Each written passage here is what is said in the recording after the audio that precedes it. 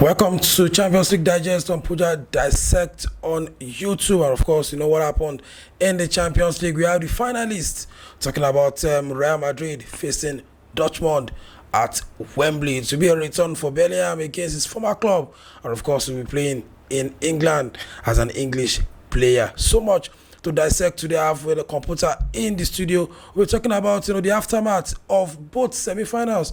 But of course, we start with the big one, Real Madrid against Bayern Munich. So much histories between both sides and so much at stake, when it comes to qualifying for that final. Real Madrid did qualify, but we have so much talking points, computer, from what happened, in that game. Let's take it bit by bit. Okay. In the complex of both in the game, who looks like wanted him more before we start talking about the calls and talking points? I think Real Madrid wanted it more. They actually fought for the badge, and Real Madrid is a team with history and everything. So I think they want it. Real Madrid want it more. Bayern wanted it also, but I think Madrid wanted it more because they did all their good job they had to do yesterday. So let's take it from the first call. Let's talk about the equalizer. Okay, talk about the goals. Good goal by Alphonso Davies. But the biggest call, was the offside call, the 2-2, the 2-2, the 2-1, the 2-1, the 2-2 for Bayern. Let's talk about that one before we now take it up to the Neymar mistake. If you look at from hindsight, if you look at that game, and with the adrenaline with the referee, would you say it was a mistake from the referee? Would you say, of course, it was a cheat from Real Madrid, or it was a good goal? I think it's a mistake from the referee side. The referee had already blown the whistle before the ball was taken, the shot was taken. And as of when the shot was taken, you can see all the Real Madrid players stand. The keeper also stands. So it's the mistake of the referee. Before the kind of offside call, you have to make the play go on. Then probably if it's an offside or not, you go to meet the VAR, then you check on it. But since he has blown the whistle, he can't give that goal. He has blown the whistle already, he can't give the goal. And the lineman, you saw at the end of the match in the press conference where I think Matthew Delight was saying, the lineman came to him and saying he was sorry for the mistake, that it was a mistake on his own part. And if he had not blown the whistle, or if he had not raised it, if the linesman hadn't raised the flag, that could have been a goal. But in that space of 2 to 3 minutes, the whistle has been blown. The lineman has put up the flag. There's nothing, and it's a good call. And I think it boils down to what to talk about VAR. I think for offside call, like you said, you let the play end. Sure. And even if the referee put up the flag, the referee still have that leeway to leave it till the end of play. Let's see the conclusion of what will happen to the end of the game, but to the end of the play. But unfortunately, it happened. Let's talk about the Nacho and the Kimmich disallowed goal. The push, was it because Ancelotti was using that to counter what Tuchel said? That's a foul already, because you can actually see the Nacho push. His hand actually came out and he held Kimmich in the jaw. There is no one that plays very well football from the jaw, so you can't accept to take that as a goal. That's a foul. It's a good call by the referee. That's a foul, and I don't think there's any issue with that. Even a Real Madrid fan will never have an issue with that goal. Let's move to the equalizer. Before the game, Manuel Neuer been having fantastic game, excellent game, and one mistake cost them that equalizer. Was it lack of concentration or a feeling like, okay, we've won the match? The level of concentration just dropped a bit before he spilled that ball for Jose to score? I feel at that point, Bayern Munich has started panicking. They felt they've won the match at the back of their minds, and the panic button was pushed when I think before the corner was taken, there was a shot also that Neuer saved. Then there was a panic button. Everybody starts running around for who to man mark and everything. Then you can't blame Neuer. It's a shot, and you still have him to blame, because no matter how he's supposed to push out the ball. he's not supposed to even have the confidence to take the ball to his arm. So it's his fault. He's had a fantastic game. You won't blame him. Mistake do happen in football. Mistake turns goal, and that is it.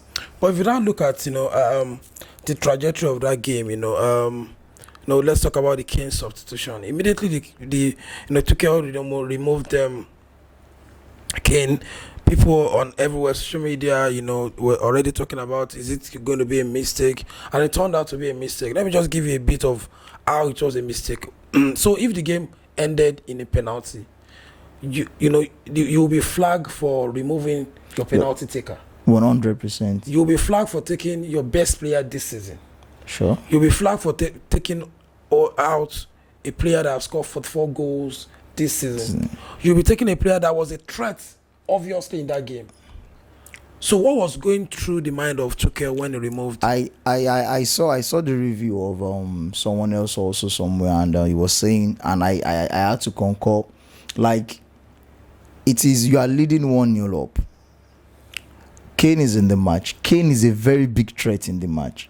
Nobody leads 1-0 up and remove Messi or Ronaldo in a match. Yeah. That is your Messi, that is your Ronaldo, that is your main man. Look at where Rudiger came to take the across for the second goal for Joselu. If Kane would have been in the match, there would be a threat at the back of his mind that there could be a counter attack from this ball. The only thing he will do is run back home, try to defend. You can see how the defensive side was supporting the Real Madrid play.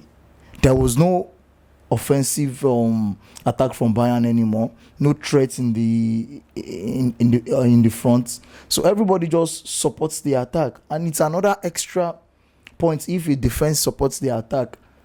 It's another extra point for Real Madrid, and we know who Real Madrid is. So what could be the excuse from Tuchel? We throughout the conversation, he was talking about it wasn't a mistake from Noah. We want to be talking about Kane, but what rationale was behind him removing Kane? I think he needs to explain to the board and the fans why he removed Musiala and Kane. For the Musiala, we can understand probably he's tired or probably injuries, but you don't remove Kane in a match, in a very crucial match like Madrid. And I tell people, you can't be leading Madrid 1-0 in the 80th minute, and you believe, and you go to sleep and you believe you've won. We've seen them done it with Manchester City, with a lot of clubs, with Chelsea, with Atletico Madrid. So it's like a culture for them. They just stand up when it comes to the same thing Leverkusen are doing this season.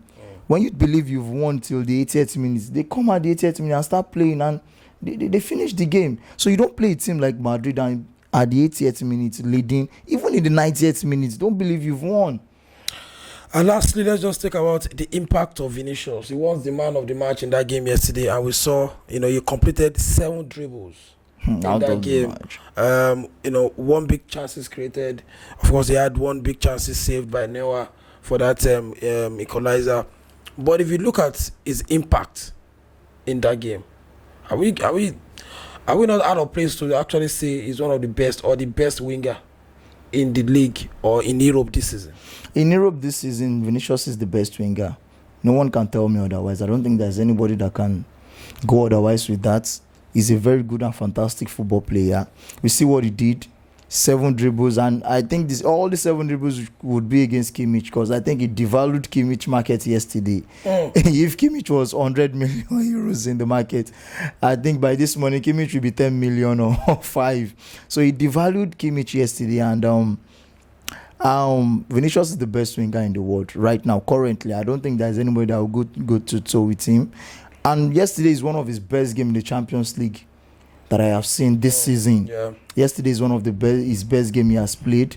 He has completed dribbles, did assists, shots on goals and everything. So he's the best winger in the world currently. And lastly, before we leave, we talk about Vinicius, talk about the Kane substitution, but let's talk about that man in the dugout, Carlo Ancelotti. All through the Rodinho yesterday, the man was just calm, cool and collected. He was just chewing his gum, like he knew what his substitution would do for him. Can we say with what he has done, this is going to be his 6th Champions League final as a coach. Are we going to say he's the best coach in recent time? With the likes of Pep, the likes of, let's say, in the last 10 years. I won't lie to you. Don Carlo is a very big coach. He's for me, in my own opinion, he's better than Pep, better than Jose. He's up there with the likes of the Fergie. But I can't say he's better than Fergie, but I'll just put him side to side with the likes of Fergie. It's a top coach. We've seen him turn it at Milan, turn it at every club he goes to, and Madrid. Doing it at Madrid is not a magic. But what I do see is, if you look at Don does not have any style of play. He does not have any particular tactics. Maybe with the likes of the Pep, you see they play the tiki-taka, they just say they play the defensive football and they hit you on the counter. He doesn't have a style. Don Carlo can do the defensive side. We saw him do it with Manchester City. He can do the attacking side. We've seen him do it yesterday with Bayern. So I think Don Carlo is an all-rounder tactician. Like, he takes different tactics and puts it together and it becomes one. So for me, he's one of the best coach. Like, he's the best coach of this era for the last 10 years. He's better than Jose, better than Pep, and there are cups and this thing to back it up. Achievements. Yeah, the achievement to back it up. So he's showing the workings, not be cho. He's showing workings. and that's all we can take on the PSG, of course. Real Madrid Bayern Munich game. PSG, Real Madrid are back into the final again, and of course they have one of the youngest side doing the business for them. Bellingham, again we'll be going to we're going to Wembley against his former club Borussia Dortmund, and let's see what will happen in that game. You can follow our podcast on Puja Dissect on YouTube, and of course you can turn on your notification button and subscribe to the channel.